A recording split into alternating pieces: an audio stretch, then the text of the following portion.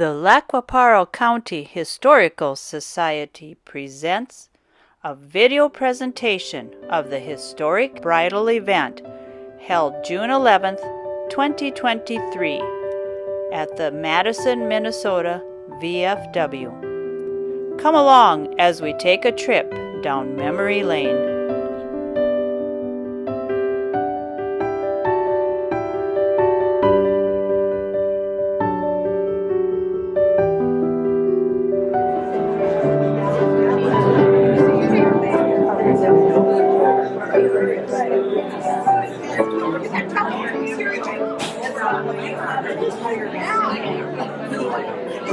June Bridal Event. I am Karen Tilbury, President of the Historical Society Board. The Historical Society's mission and purpose is to preserve the history of the county, the history of our schools, our churches, our clubs, our pioneers, our towns, and fundraising events like this one today are a vital part of that mission. The Historical Society has many collections. The bridal collection is one of them. Some of the oldest clothing we have is from 1870 and was from the ceremony of Frederica Triceth. Wedding attire and traditions have changed significantly over the decades. Gone are the days of getting married at the pastor's residence or a simple reception of ham sandwiches, cake, and punch at the church, followed by opening the gifts by the bride and groom. Remember that? Here today we don't have gifts for the brides to open, but we do have the ham sandwiches, cake, and punch. That will be served following the style show. We also have a display of wedding attire and other items at the museum as part of this event. If you haven't had a chance to see the collection, it will be on display at the museum until winter. Between bottles, we will be describing some of the wedding traditions that are sometimes still used today. For easiest viewing, you may turn your chairs if you would like. Many people have donated to these collections. Probably some of the attendees today have also done so. I want to thank the many people that have been part of this event. Without you, it wouldn't be happening today. So without further ado, I turn it over to our narrators, Sally Fernholz and Maynard Meyer.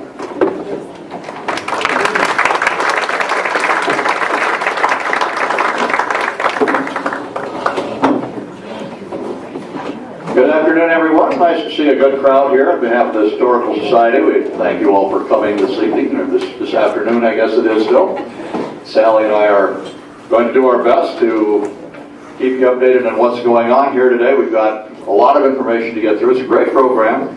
I think you get a good education on some wedding traditions and all kinds of things, in addition to seeing a lot of beautiful dresses and things here today. So we'll start. Are we ready to go? I think they're ready to come. Eliana Harwick is scattering rose petals today, modeling the flower girl dress she wore yesterday. For the wedding of Danielle Gibbon and Austin Anderson at Buffalo Ridge Resort, Gary, South Dakota. Decorating with flower petals is an ancient custom, and it's said to protect the bride and ward off evil spirits. Furthermore, a flower girl scattering petals down the aisle traditionally symbolizes a happy path in married life.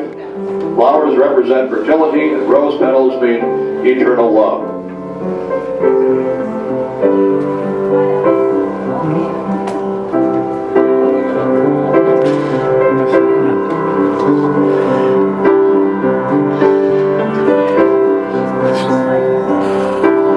This 1914 wedding dress is being modeled by Angela Lackey, great-granddaughter of Laura Mort, the bride. Laura was the oldest of 11 children, sewed her own wedding dress. On June 7, 1914, she married Andrew Anderson. Being a country school teacher, she had boarded with Andrew's family, thus probably bringing these two together. And then on July 5th of 1980, Dorothy Anderson, granddaughter of Laura, married Roy Hankins at Morgan Lutheran Church wearing the same dress. Dorothy tells that when she and Roy moved back from Illinois to Minnesota, the wedding dress became missing for a number of years. and much to everyone's relief, it turned up in a bag of knitting supplies. She also shared a cute story that when she and Roy went to check out this good parking spot in an abandoned grove, lo and behold, someone had beat them to the place. It was Dorothy's brother, Harlow, and Denise.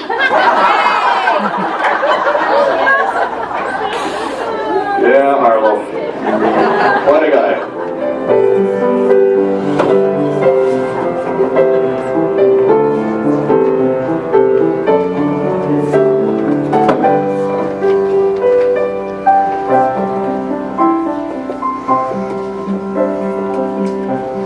March 24th, 1944 was the date of the wedding of Clara Kakritz and Albert Lotthammer.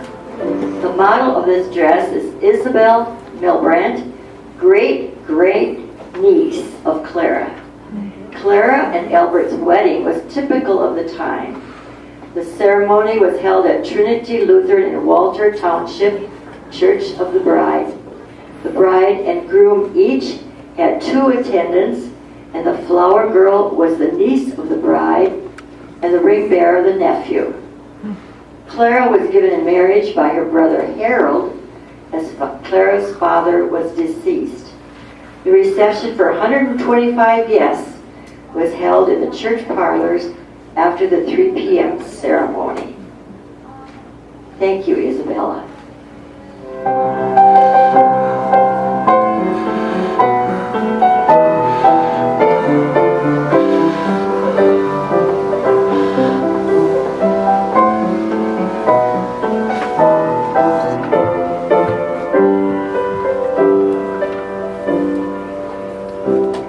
Lexi Glady is wearing the dress for the wedding of Mardell Carls and Edwin Crowett.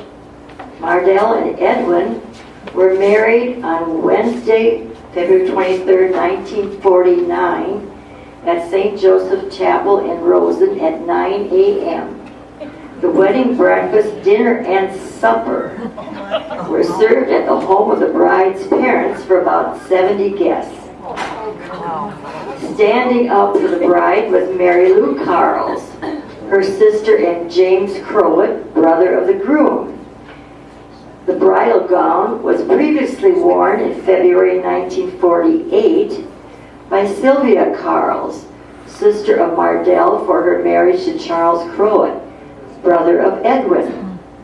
In November 1953, the wedding dress was again worn for the wedding of Mary Lou Carls, sister of Mardell and Sylvia, to James Crowett, brother of Charles and Ed. Now, did you get all that? 3 sisters married 3 brothers. That is something else. What a family reunion they had. Thank you, Lexi. And something old and something new and something borrowed and something blue. Did you ever wonder how that got started? Yes.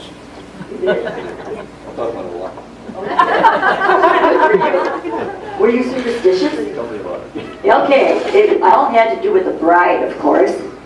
And the superstition was the bride had to wear everything in these categories in order to become happily married and do everything right. And now we have...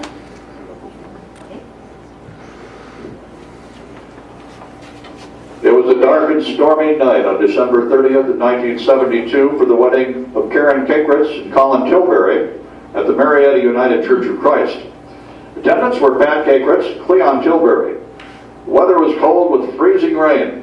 Power went out at the Tilbury farm south of Marietta. It's hard to get ready for a wedding with no electricity or water.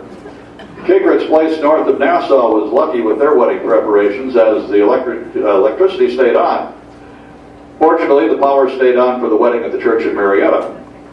Car doors were frozen shut by the end of the reception at the church. Roads were extremely slippery.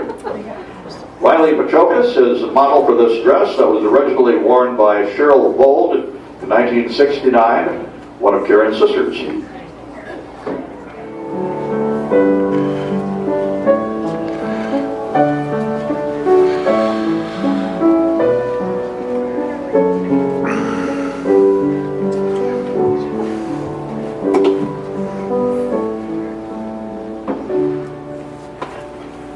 1958, Norma Steinke and Eugene Lackle were married on Sunday, October 6th of 1958 at St. John's Lutheran in Madison. Norma and Gene each had 3 attendants, a flower girl and a ring bearer. Her sister, matron of honor, Eugene's best man was Donald Voss, a friend. The couple honeymooned in Duluth, but the honeymoon was cut short when Gene saw some snowflakes coming down in Duluth, and concerned that it was snowing in the Madison area. Gene still had beans to harvest, and snow on beans is not a good thing. So Gene and Norm hurried home to find that Gene's dad had completed the bean harvest. Holy Gluggy, the model for Norma's dress.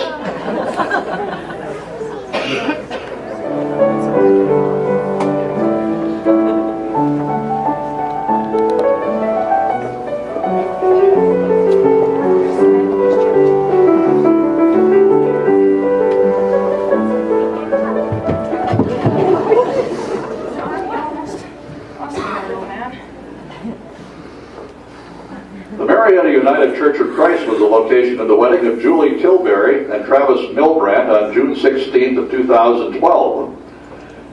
Dress is being modeled today by Julie herself.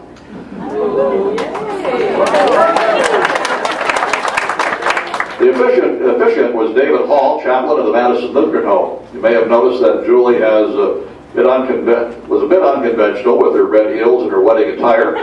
She also had an unusual wedding picture sitting on her horse in her bridal gown with her dad Colin and his tux holding the lead role. Julie and Trav had 2 attendants, flower girl and ring bearer. Flower girl Isabel Milbrand, Julie and Trav's daughter. Devin Milbrand, nephew of Trav, was ring bearer. Angel Pachokas is wearing a flower girl dress worn by Isabel for the wedding of her parents, Julie and Travis. That little guy has to be in the wedding party. What is his name again? Johnny. Johnny. Thank you.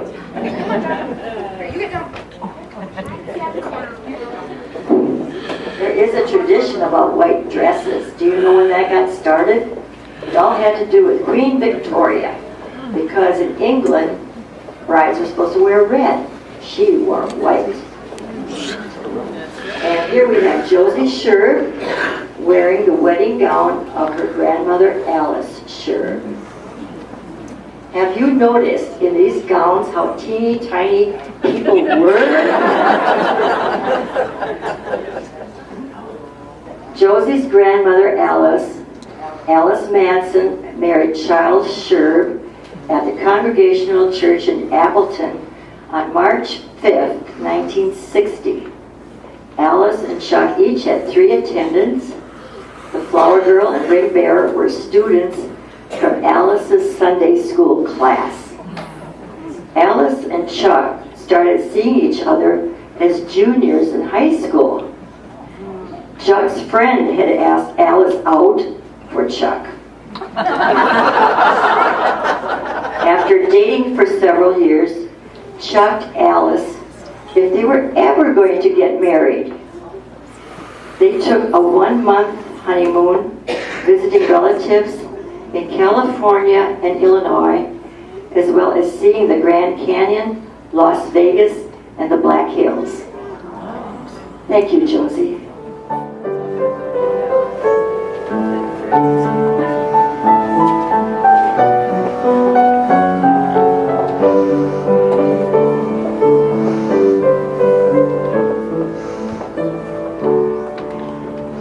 Julie Redepenning and Doug Gerber were married in Augusta Lutheran Church in Marietta on August 25th, 1984 by Pastor Eggstead. Julie and Doug each had 1 attendant. The Augustan Church was the same location as the wedding of Julie's parents. The reception was held at the Bellingham home of Julie's parents, Marlis and Vernon Redepenning, with a meal catered by the Pantry Cafe in Madison. The wedding dance was held in the Bellingham Legion. Julie paid $30 for her dress, $30 for her shoes, and $30 for items to make the veil. The groom's gift was a bushel of tomatoes to can over the honeymoon. The Isabel Milbrandt. Thank you. Now, it's bad luck for the groom to see the bride right before their wedding, right? This takes back to the time when arranged marriages were more common, and they didn't let the would-be husband see the wife beforehand in case he did not find her attractive.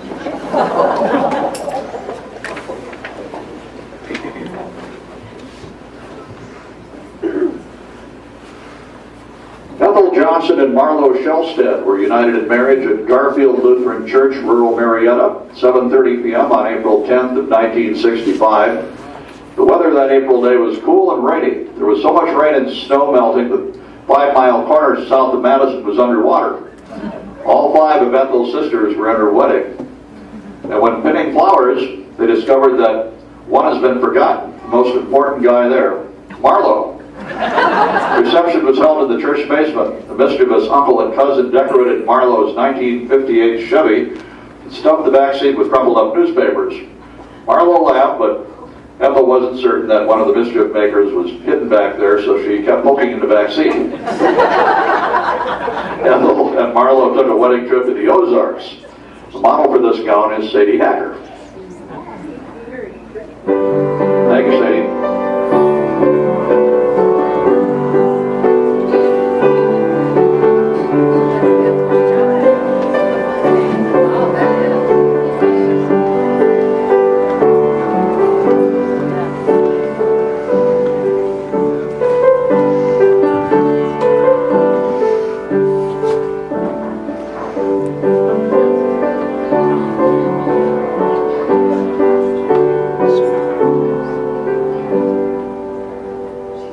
Constance's parents, Blenda Morseth and Ivor Lund, were married on May 28th of 1938 at Lac Parle Lutheran Church. Agnes Dale was a soloist for the 5 p.m. ceremony. Blenda's gown is made of satin and her flowers were calla lilies. They were attended by 3 attendants. The reception was held at the farm home of Ragna and Joe Hammer, Blenda's sister and husband's place. Full sit-down meal was served. Blenda remembers that one of the foods served was cream peas. Maxine learned the cream peas part of the wedding from her mom, Blenda, at their 60th anniversary. Modeling the wedding gown today is Greta Pernos.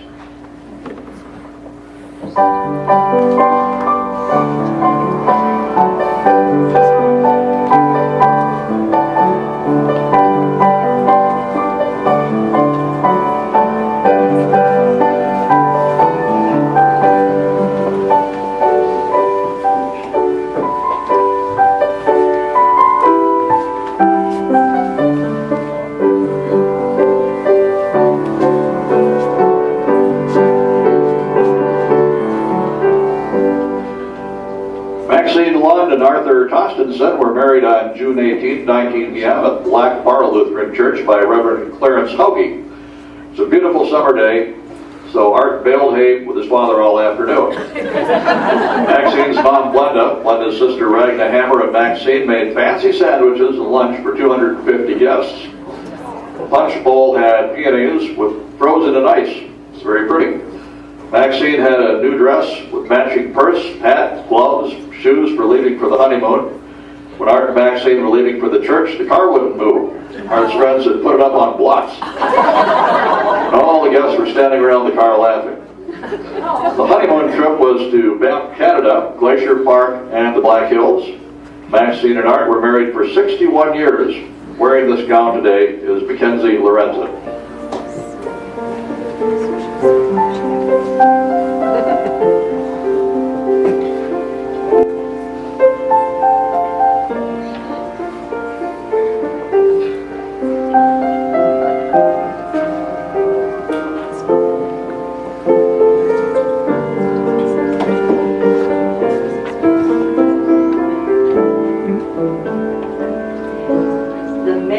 Ceremony of Lorraine Jerpseth and Curtis Connor was held on March 24th, 1956 at Garfield Lutheran Church at 7 p.m. Lorraine and Curtis each had 2 attendants. Lorraine's dress is floor length of lace and net over satin with a lace long-sleeve jacket. Lorraine wore a fingertip veil held in place by a crown tiara of wax orange blossoms, which her mother, Agnes, had worn at her wedding October 9, 1935. This same orange blossom crown tiara was worn by daughter Debbie Connor on the occasion of her wedding in April 1984. Following the ceremony, a reception was held in the church basement for about 175 guests. Both Lorraine and Curtis graduated from Madison High School, and after a short wedding trip, returned to the farm by Madison. This dress is worn by Kate Ulstead. Lorraine's mother, Agnes Jerpseth's gown is on display at the museum. Thank you. Now, remember, did you save the top layer of the wedding cake for your first anniversary? Oh, you did. Well, that was because early weddings were shortly followed by new arrivals in the family, and it was tradition to have the top layer of the cake for the christening ceremony of the new baby. And these days, more and more people are delaying with their babies, so I don't think this makes much sense anymore. That's some aren't. That's the way it goes. Okay, we'll have the next one in a minute here.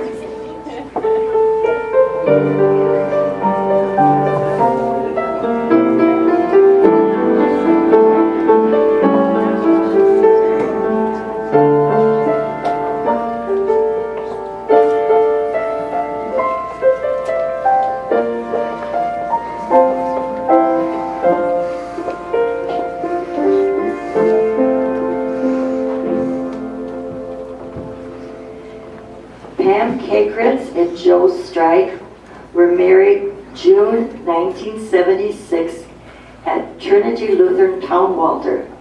Isabel Milbrandt, great niece of Pam and Joe, is the model of the dress today. Pam had 3 bridesmaids and Joe 3 groomsmen. The reception was held at the church following the ceremony, with the church ladies preparing and serving the meal. The wedding dress was sewn by Cheryl Bold, sister of the bride, for the wedding of Pat Cakeritz in 1974. Katie Petraukas is modeling this flower girl dress from the 2009. Isabel Milbrandt wore it for the August 23rd wedding of her cousin Wayne and Megan Tilbury. Thank you.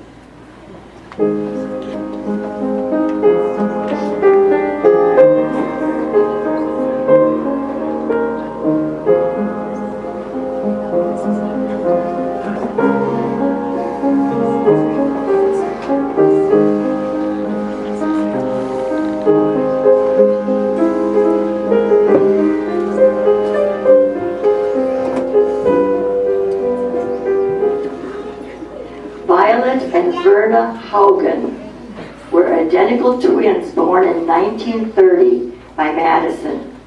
They did everything together, including buying their wedding dress.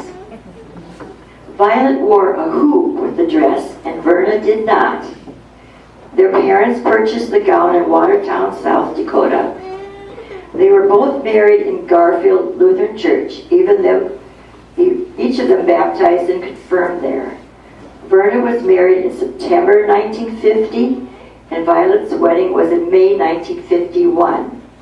They married cousins. Violet married Harold Gritmacher, and Verna married Paul Kamrath. The model for this dress is Mackenzie Lorenzen, granddaughter of Verna Kamrath. Thank you.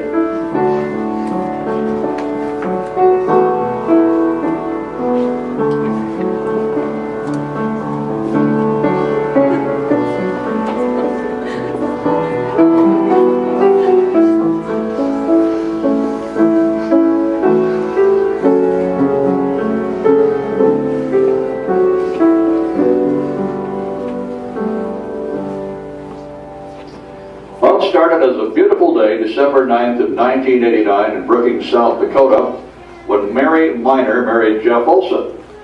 By evening, freezing rain and snow made it miserable to drive after the wedding dance. Many friends and relatives were from the Madison area.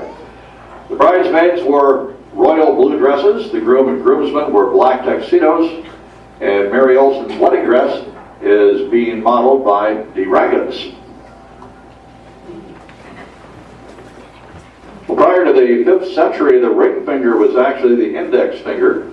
Later it was believed that the third finger contained the vein of love that led directly to the heart.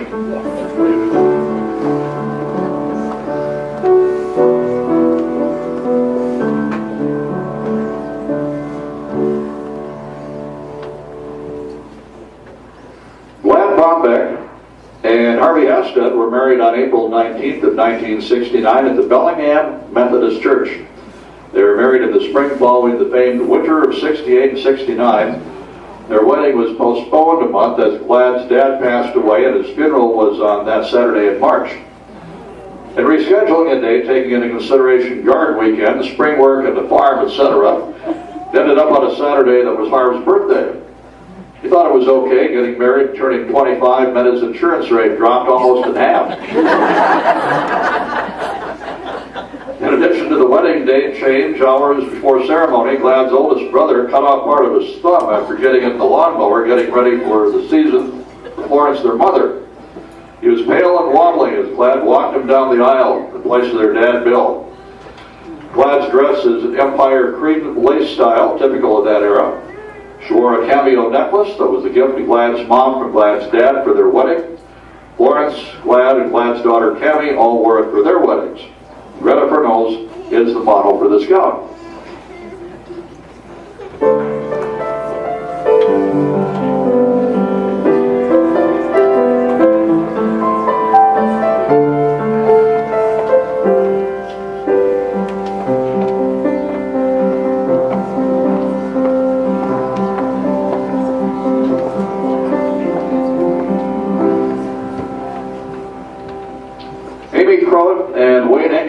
Married on a sunny 70-degree July afternoon at St. Michael's Church in Madison in 1981.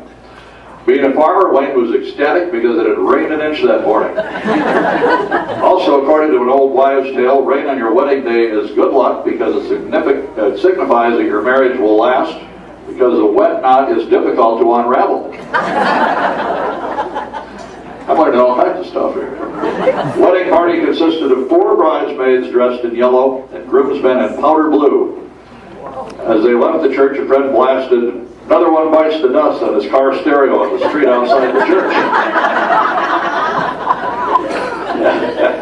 After the meal of sandwiches, pasta salad, and wedding cake in the church basement, the dance was held at the American Legion featuring the band and 4-wheel drive. The model for Amy's dress is Lexi Boogie.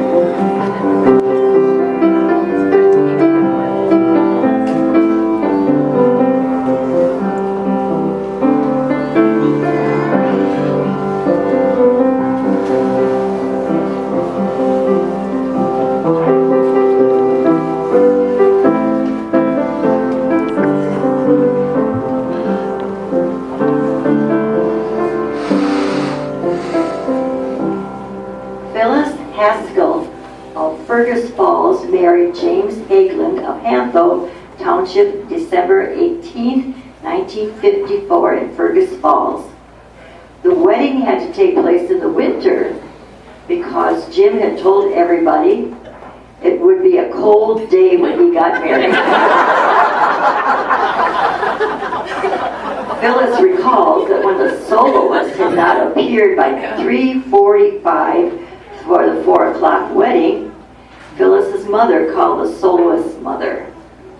The young man thought it was going to be an evening wedding, so he was still 50 miles out in North Dakota. His sister, who was close by, was asked to fill in for him. She arrived and the wedding began 10 minutes late. She sang beautifully and no one was aware of the substitution because they did not have printed programs. This dress is worn today by Angela.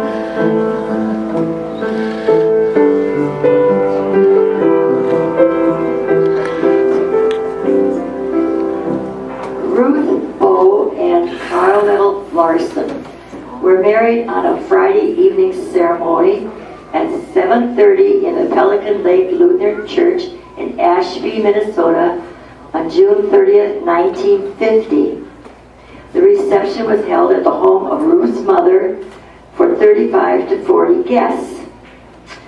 A Minneapolis hotel receipt for $66.50 a night, with an additional charge of 15 cents for use of the telephone, was recently found among the wedding keepsakes. Carla and Ruth met at a dance in Fergus Falls. He came home and told his family that he met a cute girl. Carlisle's sister then secretly went to the store where Ruth was working to check her out, and the rest is history. Ruth was attired in a rose beige suit with a sky blue necklace and earrings. The suit is worn today by Ruth's great-granddaughter, Elizabeth Lemko, granddaughter of Ruth's daughter Barb and Ron Tennis of Madison. And did you know why shoes are tied to the bumpers of cars these days? It's a way the ancient Romans used to transfer the groom his authority over his bride when her father gave her away. And the father gave the groom her shoes. So of course, that's why they're on the back bumpers these days. Back on the one with Ruth and Carlisle, why doesn't it surprise me that those receipts were still there? I'm surprised they were missing. Cammie Hasted and Mark Schoenfeld were wed on Saturday, September 9th, Saturday of the Lac-Browell County Fair, a date they set early in wedding plans. Cammie knew Mark, who lived in Medford, for being involved in some of the same high school activities, 4-H, FFA livestock judging, showing livestock at the state fair, etc. We became acquainted after both had graduated from different colleges and became engaged at the Minnesota State Fair in August of 2005. Some of their wedding pictures were taken prior to their wedding at the fair by G-Hand Arena, eating beef commercials, riding the merry-go-round. Irene had hitched a team of horses waiting outside the church to take them and the wedding party 5 miles to her parents' farm for the outdoor reception. A hen and rooster pheasant were released by the newly married couple outside the church before leaving. Modeling this gown today is Kate Halstead.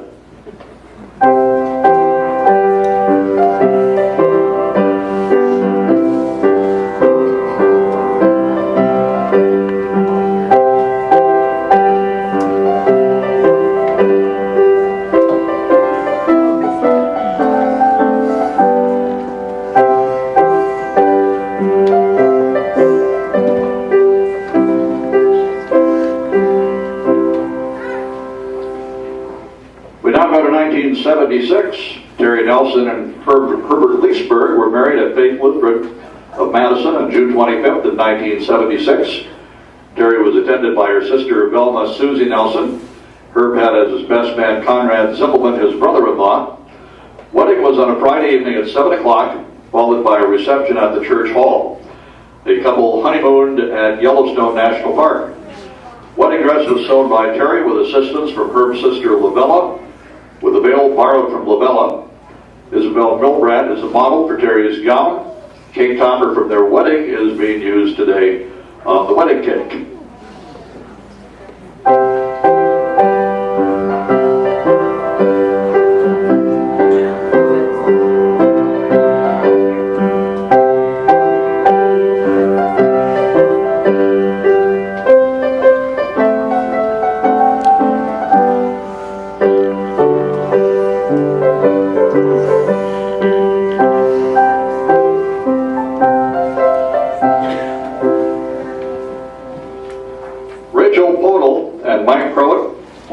July 23rd of 1983 at Garfield Lutheran Church by Reverend William Nordmark on a beautiful day. The weather cooperated because the Fever family, who had always had wonderful weather for their family reunions, planned a pretend family reunion for that day. Rachel, who was teaching in Ortonville, met Mike through Mike's sister Amy. Amy invited Rachel to a get-together at Ed and Mardell Crote's place, Mike's folks. Mike is a native of Madison. Rachel was an import from Bismarck, North Dakota. Josie Sherb is modeling Rachel's dress. Well, did you know that back in the day a woman was considered her father's property before marriage? It's where giving away the bride comes from. The wedding simply meant the owner of the bride changed from her father to her husband. The custom demanded the wife be given away in exchange for a price back in the day, the dowry. We have Bob Glumstead and Ruth Wasberg were wed on June 5th, 1965 at Morgan Lutheran Church. The ceremony was at 7:30 with the reception following at the church. Ruth purchased her gown and veil in downtown Minneapolis at Bjorkman's. And during the reception, a very young waitress spilled coffee on her deep ivory satin dress. Of course, the waitress felt terrible. The stain came out with dry cleaning, and Ruth's sister Doris was married in the dress and veil in 1966. A number of years after that, the young lady that spilled the coffee on the dress borrowed the dress and veil for her wedding. Ruth's sister Jane also used the veil. As the years have gone by, that pesky coffee stain has returned. The model is Greta Fernholz.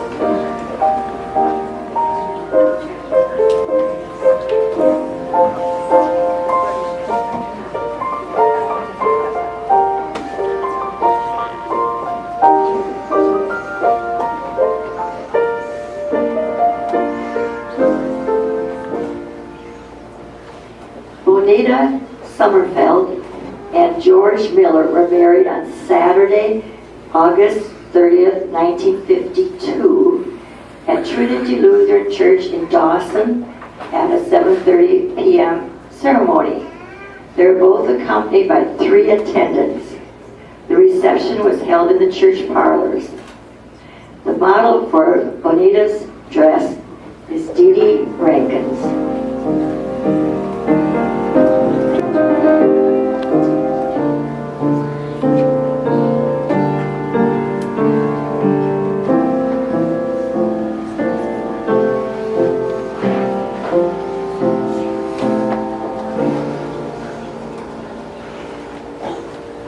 Brandon Olstead and Courtney Holm were married on August 12, 2000 in the United Methodist Church in Owatonna, Minnesota on a very hot day. Brandon and Courtney drove to the reception at the Owatonna Arts Center in Brandon's 1962 Chevy Impala. Brandon and Courtney had their honeymoon in Jamaica. Courtney and Brandon each had 6 attendants. Courtney purchased her dress at Dayton's in downtown Minneapolis.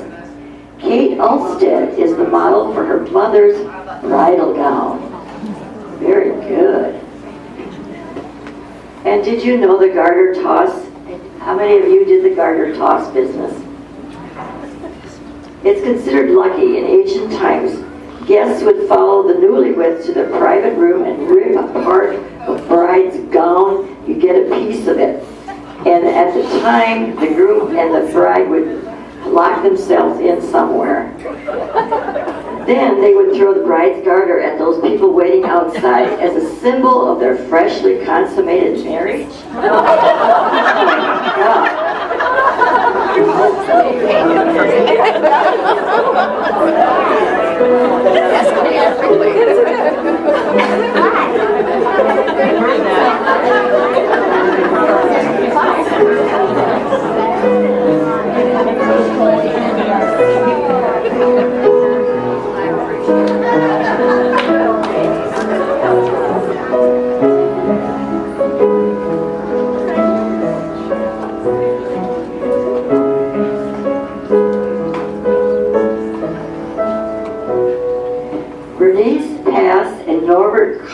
Were married on November 27, 1943 at St. Michael's Catholic Church in Madison at a 9 a.m. ceremony.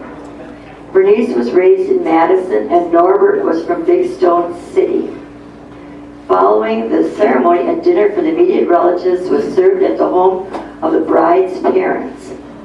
Bernice had as an attendant her sister Anselma and Norbert's best man, his cousin Valentine Carls. Bernice was a teacher in the area for many years, and Norbert had a career as law enforcement. This dress is being worn today by Julie Milbrandt.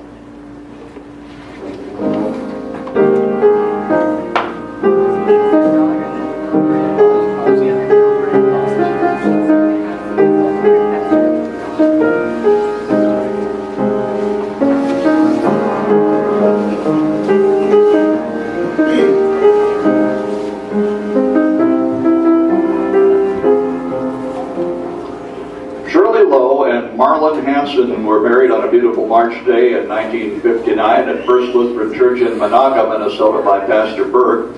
Shirley and Marlon each had 2 attendants. Shirley's brother Robert, who lived in Wisconsin, told her there was no way he'd make it to the wedding in March in Wisconsin, so Shirley said she would find someone else if he wasn't attending. He was one of Marlon's groomsmen. Following the 3 o'clock ceremony, the reception was held in the social hall. 2 of Shirley's friends opened the gifts. Shirley and Marlon borrowed a car from Marlon's brother, who was quite fussy about his car. Some of the rice ended up in the car and sprouted. Brother Don was not happy about that. Model for this dress is Mackenzie Lorenzen.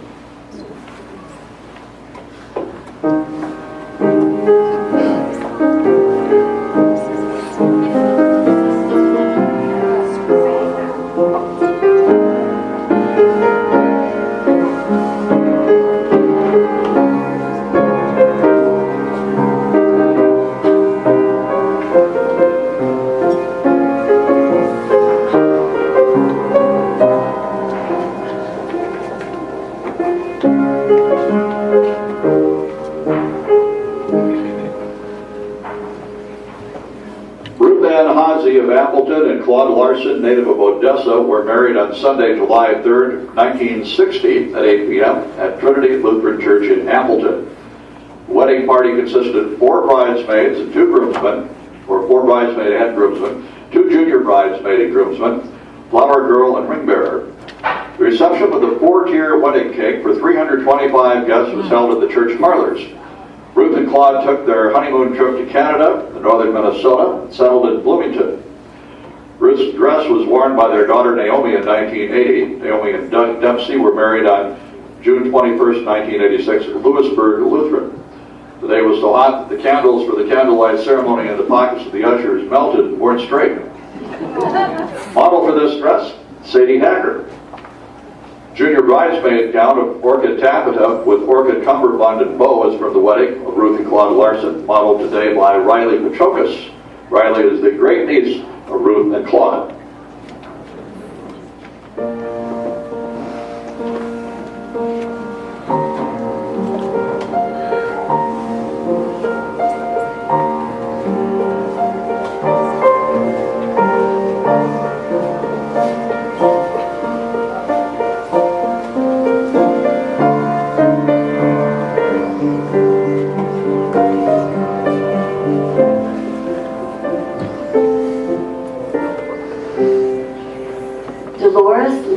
Married Glenn Rankins on June 20th, 1953 at the Minnesota Valley Lutheran Church. Dee shared that the cost of her beautiful dress was $39. The Peter Pan collar and V-neck waistline waistline was common in days of that era. The week prior to the wedding was very hot, 100 degrees. But luckily the temperature moderated for the evening ceremony.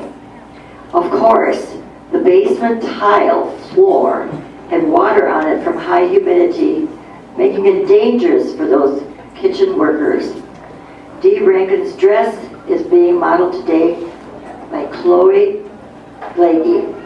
And next week, Dee and Glenn will be celebrating their 70 years of wedded bliss. Dee, where are you?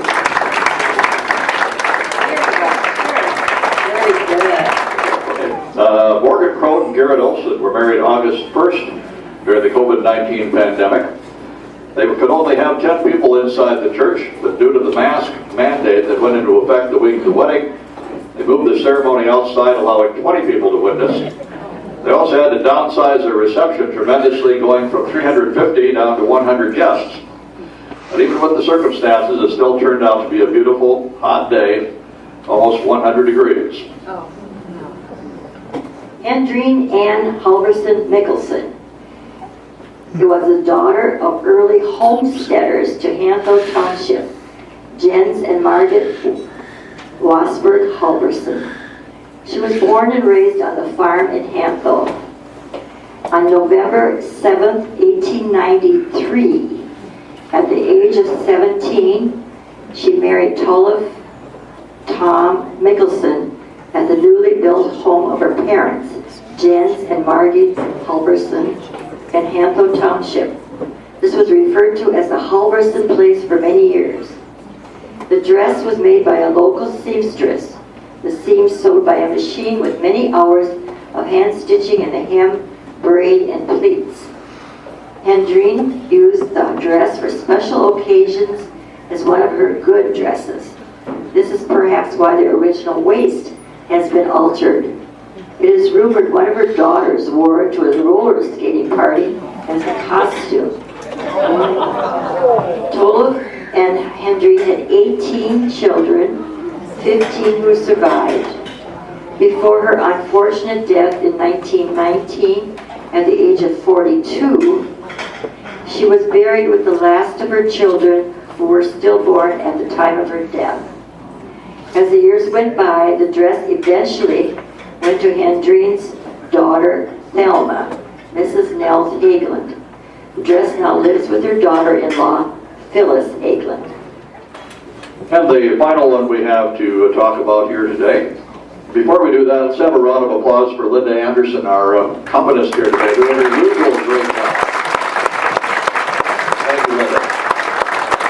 She's very modest, but it's all right. Michelle, daughter of Jeff and Mary Olson and Cameron, were married February 25th, 2023 in Sioux Falls. In the week leading up to their wedding, they weren't sure if their wedding day would happen. Tuesday through Thursday were blizzard conditions with no travel advised through most of southern Minnesota, South Dakota, Iowa, and Nebraska. And thankfully things cleared up quickly. Guests from over 10 states were able to make it to the wedding safely. Not only did this beautiful winter wedding day allow for safe travel, but for some gorgeous outdoor photos. And I think we'll turn things back over to Karen. I think we need a round of applause for our narrators, too.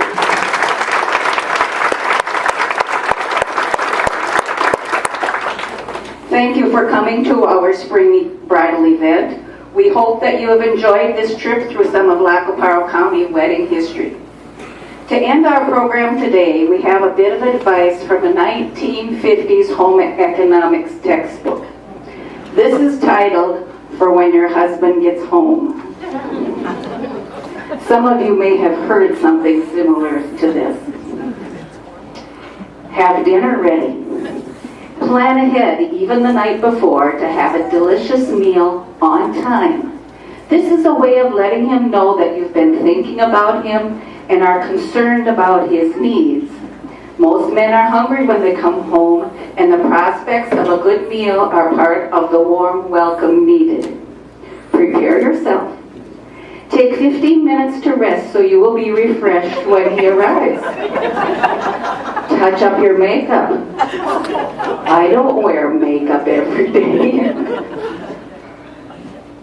Put a ribbon in your hair and be fresh looking. He has just been with a lot of work-weary people. Be a little gay and a little more interesting. His boring day may need a lift. Clear away the clutter.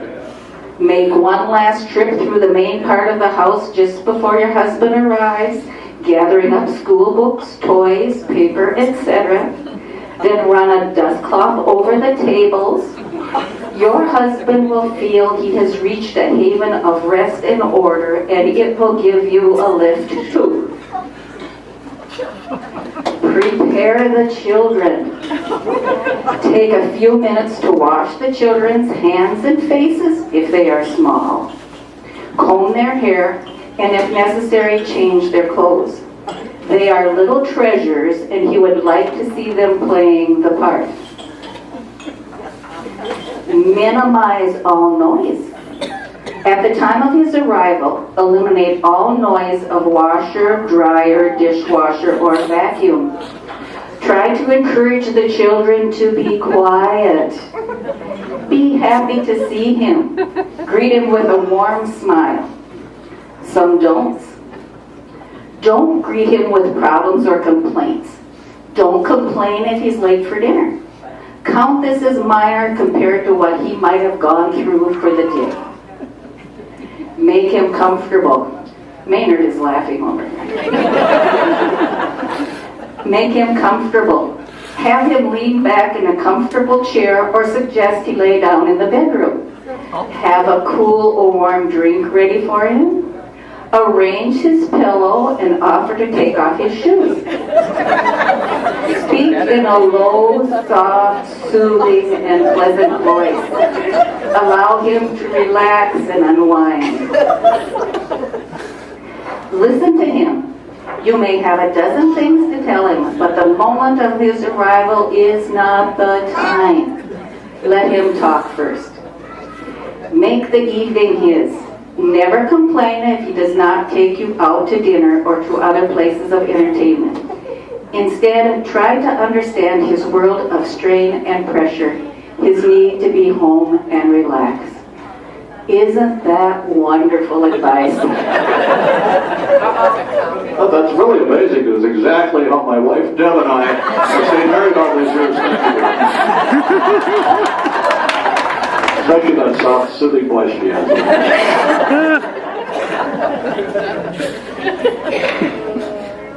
Becky?